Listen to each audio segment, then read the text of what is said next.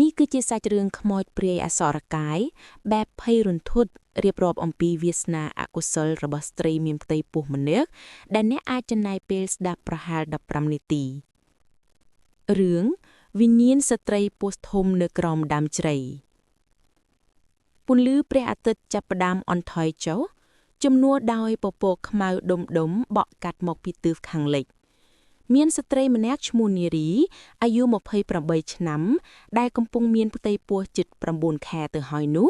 បានប្រឹងលើកកញ្ចាដាក់លើក្បាលដែលចេញពីចំការដំឡូងដែលនៅដាច់ឆ្ងាយពីភូមិជារៀងរាល់ថ្ងៃនាងតែងមកជាមួយប្តីរបស់នាងប៉ុន្តែដោយសារថ្ងៃនេះប្តីនាងជាប់រវល់ការងារនៅផ្ទះមេភូមិទើបនាងសម្រេចចិត្តដើរត្រឡប់មកផ្ទះវិញម្នាក់ឯងខ្យល់ត្រជាក់បក់មកប៉ះស្បែកធ្វើឲ្យនាងព្រឺសម្បុរខ្ញាក់ផ្លូវដែលនាងត្រូវដើរកាត់គឺជាផ្លូវលំតូចមួយដែលសងខាងសុទ្ធតែជាព្រៃរបោះនិងមានដើមជ្រៃធំមួយនៅពាក់កណ្ដាលផ្លូវនៅពេលដើរមកដល់ជិតដើមជ្រៃស្រាប់តែមានពស់វែកដ៏ធំមួយវាកាត់ផ្លូវដោយសារភាពភ័យខ្លាចនឹងពស់ធំផងនារីបានផ្លាត់ជើងដួលទៅនឹងថ្មដុះមួយដុំយ៉ាងខ្លាំងនាងស្រែកថ្ងោរដោយការឈឺចាប់សំឡេងថ្ងោររបស់នាងលាន់ឮពេញព្រៃប៉ុន្តែគ្មានមនុស្សណាម្នាក់នៅក្បែរនោះឡើយឈាមចាប់ផ្ដើមហូរតាមជើងនាងប្រាំងវាទៅរកដើមជ្រៃទាំងដង្ហើមញាប់ជួយផងកូនម៉ែទ្រាំបន្តិចទៅ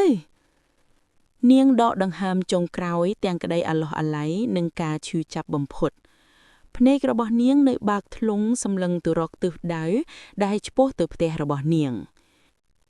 យប់នោះមេឃចាប់ផ្ដើមធ្លាក់ភ្លៀងរលឹមស្រិច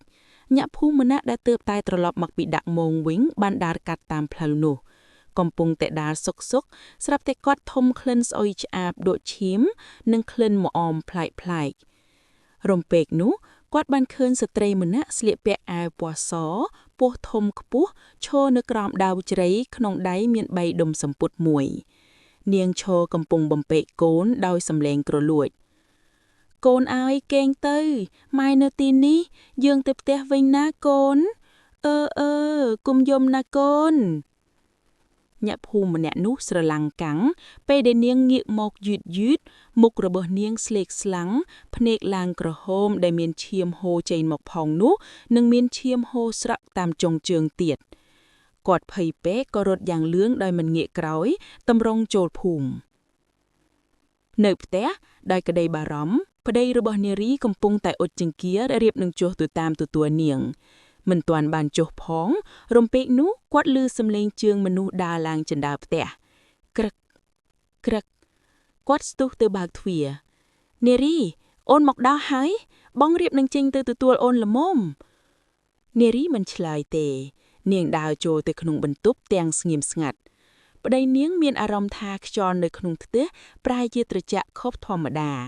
ពេលគាត់ដើរចូលទៅជិតដើម្បីសួរនាំស្រាប់តែគាត់ធំក្លិនស្អុយរលួយយ៉ាងខ្លាំងពេលគាត់ទាញភួយចេញស្រាប់តែឃើញប្រពន្ធរបស់គាត់ដេកស្លាប់ខ្លួនរឹងកំប្រឹសហើយភ្នែកនៅតែបើកសម្លឹងមកមើលគាត់យ៉ាងគួរឲ្យខ្លាចនាងញីភ្នែកហើយមើលម្ដងទៀតគឺមិនមានប្រពន្ធគាត់ឡើយគាត់ក៏បានសុំឲ្យអ្នកភូមិ2-3នាក់គ្រាន់បានជាគ្នា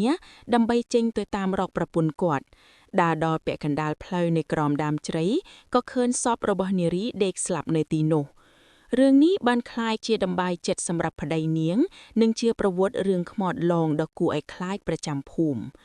រៀងរាល់យប់ថ្ងៃសិលអ្នកភូមិតែងតែឮសំឡេងបំពេតកូននៅក្បែរដើមជ្រៃនោះជានិច្ច